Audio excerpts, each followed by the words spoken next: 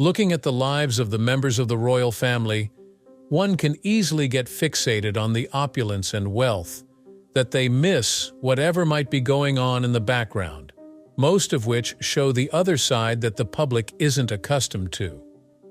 This has been part of the life of Princess Beatrice, who, despite the life of luxury that has been made available to her, has faced some really serious situations. These situations range from the feeling of being caged in the royal lifestyle to other personal issues that have taken a toll on the princess. Over the years, the world has watched on, hoping that she finds consolation along the way. You might be wondering, what really are some of these issues? Well, join us as we open up the touching story of Princess Beatrice. Princess Beatrice of York was born to Prince Andrew, Duke of York, and Sarah, Duchess of York, on August 8, 1988, in the Portland Hospital, London. Being part of the British royal family and all, her parents still gave her somewhat of a normal childhood despite the constant glare of the public eye. Beatrice's early years were filled with her attachment to her younger sister Eugenie. The sisters often appeared together at royal events, and one can always tell they have a strong bond together. Her parents, though separated when she was just 7 years old, had a very good co-parenting relationship. They made sure both sisters grew up in an atmosphere of love and care. Education played an important part in Princess Beatrice's upbringing. The first formal schooling she received was from the Upton House School, Windsor. Then came Coworth Park School in Ascot, Berkshire, an independent preparatory school. This is where, early on during the school days, she was diagnosed with dyslexia, a learning disorder that obviously made reading and writing a bit more difficult. Rather than allowing this diagnosis to get in her way, Beatrice would become an advocate for the awareness of dyslexia, helping others to understand and deal with the condition through her experience. After Coworth Park, Beatrice went to St. George's School, Ascot. Her studies here, despite her dyslexia-related problems, continued at a very good pace. Her determination and strong will bore fruits by helping her get her GCSE, as well as A-levels, which allowed her to stay on and continue to further her education. St. George's was a friendly and welcoming school where Beatrice easily coped with both academic work and her future royal duties. Besides formal education, Beatrice also went through grooming for the role in the royal household. As early as her childhood, she was exposed to the practices and conventions followed by members of the British royal family. These included public engagements, charitable, and other official duties. More than anyone else, her parents, along with her grandparents, the Queen and Prince Philip, were instrumental in inculcating in her the values and sense of responsibility attached to her position. After her high school education, Princess Beatrice took a gap year in which she traveled extensively, giving her a wider scope into the world. This was quite instrumental in setting a broader perspective for her future roles within the royal family. Later, she attended Goldsmiths, University of London, and graduated in 2011 with a degree in History and History of Ideas. Princess Beatrice grew up learning to balance her desire for a royal life with her personal and professional ambitions. With proper upbringing and nurturing within her family environment, she has, over the years, been able to handle these life challenges well by making viable contributions to current topics that are close to her heart. Princess Beatrice of York has been in the public eye her whole life as a member of the British royal family, while continuing to balance all the expectations and demands of being royal, with trying to have some form of professional career. Much of her adult life has been marked by the fragile balance between these two very contrasting worlds. Raised from a young age to understand what was expected of her as a member of the royal family, her duties would involve engagements in public, charitable duties, and other official duties that the position required, along with all decorum attached to such a position. However, Beatrice wanted a career path that expressed her personal interests and ambitions. One of the most significant challenges Princess Beatrice had to face was that she needed to find a career that would enable her to fulfill her royal duties without sacrificing her professional advancement. Since then, she has held several careers in the business world, always balancing between working and being a royal. Her first major job was as a research analyst for investment firm Sandbridge Capital in New York City. She had to learn to balance an almost absorbing job with her continuing royal duties, and often found herself having to combine foreign travel on business matters with her commitments in the UK. Further to that, there was enormous media scrutiny that came with being a royal, hence placing pressure on her professional life. Unlike many of her peers, Beatrice's every career move was closely watched and critiqued by the public and the press. This sometimes made it difficult to maintain a sense of normalcy in professional life, because her successes and setbacks were often magnified in the public eye. Another challenge that Beatrice in her life is the perception of her professional capabilities. It is usually put that royalties get such opportunities because of her title, not because she is qualified and skillful enough. That perception can be irritating since it deflates one's effort and successes. Beatrice has, therefore, struggled hard to be competent and earn respect in her professional positions away from being a royal. In addition, the position Beatrice holds within the royal family has meant that she had to be critical of the industries or companies she aligns herself professionally with. She has to ensure her work aligns with the values of the monarchy and doesn't create conflicts of interest. This limitation tends to limit Beatrice in making wide choices about her career, probably limiting her pursuit of fulfilling roles, which at the same time can enable her to uphold her royal duties. With all this in mind, Princess Beatrice somehow managed to successfully balance her royal duties with a professional career. The spheres of her responsibility have been and remain finance, consulting, and philanthropy. One would say she is really many-sided and serious about her personal development. Her experiences have made her an outspoken advocate for women in the workplace, especially those facing unique challenges balancing multiple roles. Outside the struggles of balancing her career with being royalty, she has also had some rough patches in her marital life. More than anything else, Princess Beatrice's marital life with Edoardo Mapelli Mozzi, whom she married in July 2020, has been filled with the challenge of balancing a high-profile royal marriage with the complicating factors of a modern relationship. From their seemingly fairy tale romance, this couple has been made to bear many difficulties caused by pressures from public life, family dynamics, and the intricacies of mingling their personal and royal responsibilities.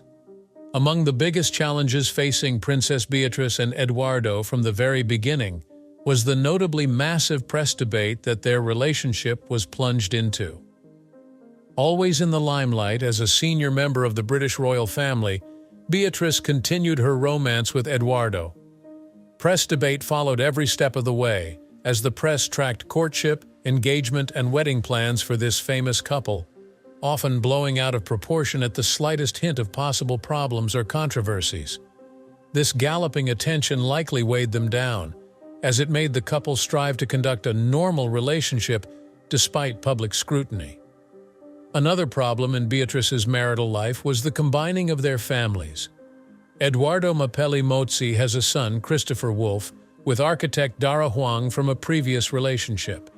Therefore, Beatrice, as a wife, had an added stepson, with whom she had to invest some time in creating a bond, while trying not to overstep her boundaries, considering the dynamics of Edoardo's past relationship. This role definitely needed sensitivity and care, especially with the interest taken by the public in their family life. The credit must go to Beatrice for trying to perform the balancing act of being a good stepmother, but at the same time, performing her royal duties. It was not easy, since it was an adjustment to a totally new family for her. Equally challenging had been the juggling of the demands and pressures of their royal existence against their own needs for privacy and being like everybody else. Beatrice had always balanced her royal duties with her personal life, and she struggled to fit in with Edoardo while trying to keep their relationship far from the pressures accompanying her public life. This was a constant tussle, as the two worked through keeping their identities intact while carrying on with their duties within the royal family. Despite all this, Princess Beatrice and Edoardo have fought the tides in their love life. They have been able to hold a sound partnership, which has seen them through such challenges, among others. Their adaptability and strength towards each other show commitment. Thus, even with the interest of the public and personal adversities, they are keen on building a life together. Beyond all these, Beatrice and the rest of the royal family took a hit because of the case that involved Beatrice's father, Prince Andrew, Duke of York, which was the Jeffrey Epstein case, where his name came up. The various allegations facing Prince Andrew regarding the sexual abuse case weighed heavily on Princess Beatrice and her sister Princess Eugenie, along with the rest of the royal family. With the Epstein scandal unraveling, it put Beatrice and Eugenie in an awfully tricky position. Epstein's closeness to their father added to the seriousness of the allegations against him and finally landed them at the center of media attention, creating public outcry and a bruise on the face of the royal family. This was really a painful, difficult period in her life, given that Beatrice had always been devotedly bound to her royal duties and public service. The judgment of the public regarding their father and the uproar from the very beginning was beyond the control of the royal family. Continuous covering by the media heightened the already intense focus on the royal family. Personal and professional decisions taken by them were measured against the yardstick of their father's actions. This did not augur well in their day-to-day lives because the unwanted attention changed the normal course of their lives. It wasn't just the damage to the reputation of Prince Andrew, but rather more so the severe emotional impact the situation had upon his daughters. Beatrice and Eugenie had to balance their love and loyalty to their father against the weight of the accusations laid against him. This inner struggle must have painfully hurt in as they tried to protect their father. They had also to face the consequences of his actions upon their own lives and reputations. The scandal also directly spilled over into Beatrice's wedding plans. From what was supposed to be a royal, flamboyant wedding, the marriage of Beatrice to Edoardo Mapelli Mozzi in 2020 was overshadowed by this ongoing controversy linked to her father.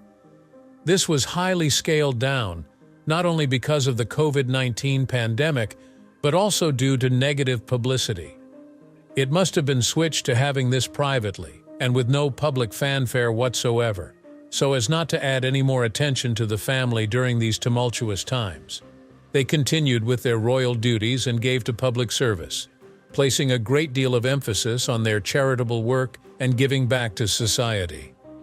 Most especially, Beatrice did not stop working for her causes, one of which was dyslexia awareness, and supported several charities.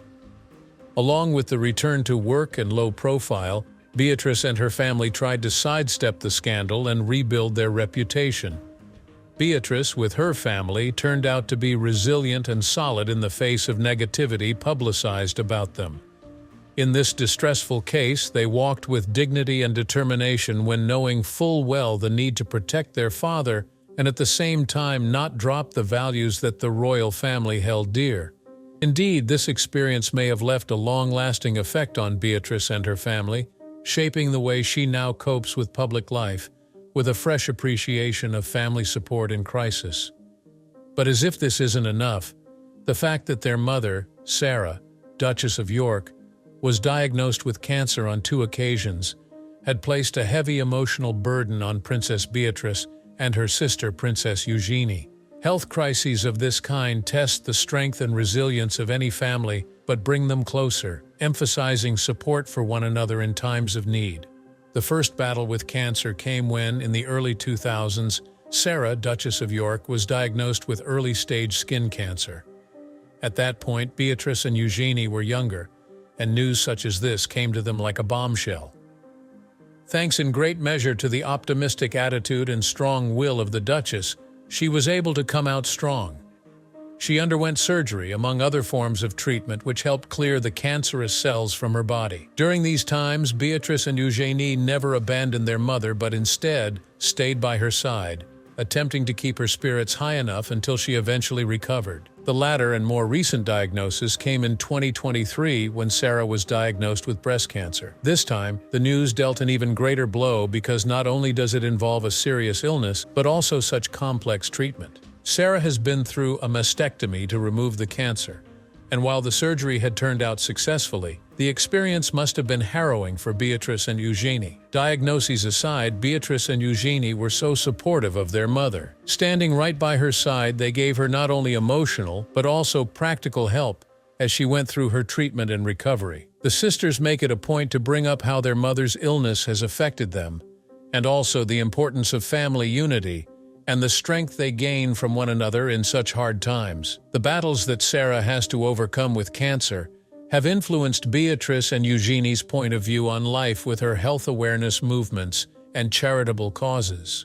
Events regarding raising awareness about cancer were supported by the sisters, as they used their platforms to show the importance of early detection and checkups about one's health. They have supported a great number of charitable organizations and other initiatives concerning cancer, naming their mother as their source of inspiration. Through all the diagnoses, the way in which the family has handled Sarah's diagnosis of cancer has been one of openness and honesty. They have not shied away from discussing the challenges they face in the public domain and in their personal space. This does two things.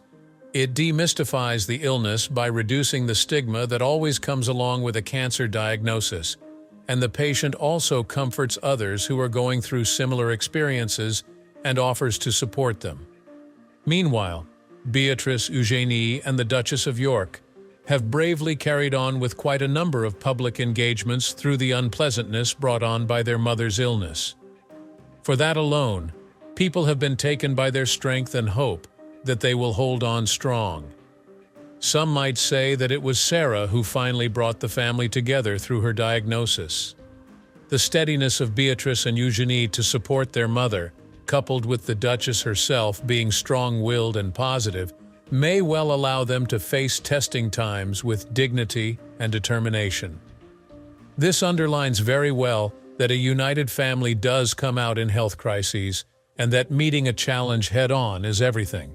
Besides, Princess Beatrice has had a number of charitable causes and other associated enterprises that reflect concern for public service and social responsibility. She was also the patron for Helen Arkell Dyslexia Charity, an organization concerned with the cause of dyslexia, which she had when she was younger, and uses this charity to fight for greater awareness and understanding of the condition in order that others with similar challenges can be empowered. Along with the work in the Helen Arkell Dyslexia Charity, there are other engagements in which Beatrice involves herself. She is a patron of the Forget-Me-Not Children's Hospice, a charity working to care for and support children with life-threatening conditions and their families. Her work with this organization underlines compassion toward vulnerable children by devoting herself to improvement in the quality of their lives. Princess Beatrice also supports the Big Change Charitable Trust, which aspires to rethink the type of support given to young people in the UK during education and development. She has been instrumental as a co-founder of this charity, leading work that ensures impactful changes within the education system for the purpose of equipping and providing opportunities to young people so they can succeed. Along with these, Beatrice has participated in numerous projects of caring for and conserving the environment. She has also been vocal in the conservation of wildlife and the establishment of environmentally friendly practices, which is clearly an indication of her regard for the environment and the positive mark she hopes to leave. She has also remained firm in charity work and supporting causes. The commitment that she has shown to public service, despite the challenges that she faces, is a testament that she desires to make the world a better place. There you have it. Do let us know what you think in the comments, and we will see you in the next video.